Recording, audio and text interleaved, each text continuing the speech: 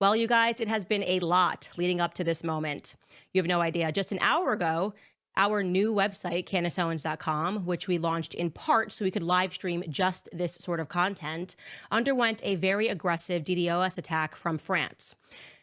Just last week, by the way, the media tried to paint me adjacent to a school shooter. I'm not kidding.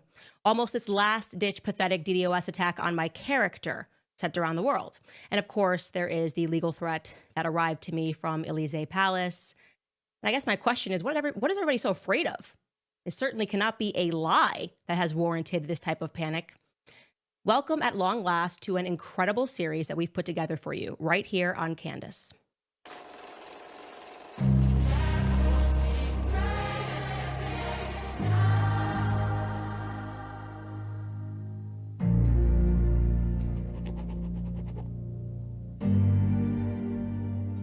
All right, you guys, so this episode really is meant to be just an introduction to introduce really the English-speaking world to what has been going on in France, because really, we have no idea. We have had no idea. So let's just start at a place that we can all agree on, okay? Receiving a legal letter from a sitting president of a foreign country is extraordinary. So extraordinary that it may have never happened before in human history, okay? A year ago, when I said that I would stake my entire professional career on the fact that Brigitte Macron, the current First Lady of France, was born a man, there were many people, of course, who did not believe me because that just sounds crazy. But even those people, thanks to Emmanuel Macron's strongly worded letter, which he had his legal team put together and ask me not to publicize, are now starting to pay a little bit of attention. Take this comment from popular Canadian YouTuber and lawyer who goes by Viva Frey. He wrote this under the episode regarding that letter. I was very skeptical at first that Brigitte was a man, but I've got to tell you, Macron's lawyers are really starting to convince me. Legally speaking, it was an implausibly stupid move what they did, okay? While refusing to just plainly state that Brigitte Macron, the current First Lady of France, was indeed born a woman, they used all sorts of tricky language to suggest that they could sue me for defamation over minor errors that I made in my reporting. Okay, essentially, they were not addressing the substance of the claim. Brigitte Macron was born a biological male, but instead attacking things like, you said in an earlier report that a picture from Brigitte's communion was recolorized. This is false. This reporting has caused Brigitte to have mental anguish. Okay. But as I said, their lawyers made a critical mistake because in order to prove defamation, you have to prove that somebody acted in reckless disregard for the truth, that they knew the truth and they made a decision not to publicize it. Instead, they wanted to just publicize lies, which is something that if you guys watch this show, you know that I do not do. I do not engage in it. Quite the opposite. So by sending me a legal letter, they unintentionally provided me with a direct line, a direct link to ask Brigitte Macron and Emmanuel Macron pointed questions. They can't pretend they didn't see our questions, okay? The majority of the questions that we asked them were simply yes or no. Those were the answers that we needed, with the promise that we gave them that if she answered the questions, we would fully report on the facts. So I want to show you some of these very simple 21 questions that we asked Brigitte Macron so that we could use our platform to put an end to her mental anguish, okay? We asked, is the little girl pictured in the communion photograph, allegedly from 1963, the Brigitte Macron that is currently married to President Macron? Did Brigitte Macron ever use the name Veronique? Can you account for all of the children from the Amiens family photograph and their current whereabouts? Did Brigitte Macron physically give birth to 3 children? These are easy questions, guys.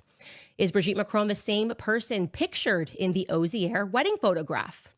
Did Brigitte Macron ever have a relationship with Veronique Drew? Would you please provide photographs of Brigitte Macron in the 1970s? Would you please provide school photographs of Jean-Michel Trogneau, a person they purport is her brother, and Brigitte Trogneau, preferably together? When did Brigitte Macron first meet President Macron and under what circumstances? What were their respective ages when they met? Did the Macrons have an intimate physical relationship before President Macron turned 18? And if so, at what age did the relationship begin? Have your clients attempted to correct the French version of Wikipedia, which states that regarding Brigitte Macron, quote, the age difference of more than 24 years between the two lovers causes a scandal in the Trogneau family, especially since their relationship could fall under the scope of Article 22727 of the Penal Code, which establishes the offense of sexual assault on a minor.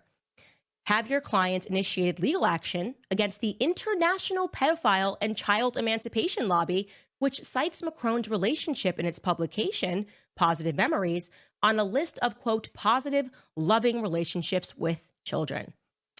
Like I said, these are pretty simple questions. If you are a person and you are going through mental anguish because people are talking about you being born a biological male, wouldn't you race to answer those questions?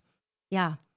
Well, apparently they simply were not anguished enough to hire. They were anguished enough to hire and pay an American legal firm in DC to send us a 100-page lettered threat, but they simply were not anguished enough or could not muster the energy to answer 21 basic questions to put an end to the scandal.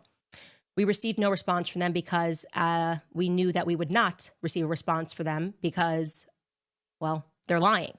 They are, in fact, lying to the public about Brigitte Macron's past identity. And a court case would have given us the opportunity to prove it via subpoena power. America is not France. And the state of Tennessee sure as hell isn't Paris. So let me tell you why this story matters worldwide, okay? Because this is not just something that impacts Europe.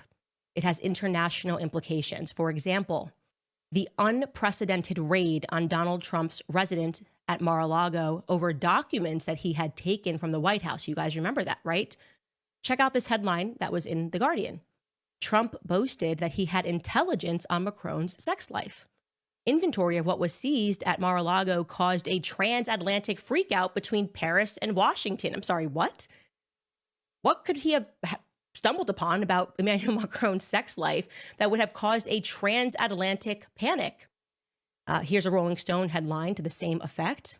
It reads, Trump bragged that he had, quote unquote, intelligence on Macron's sex life.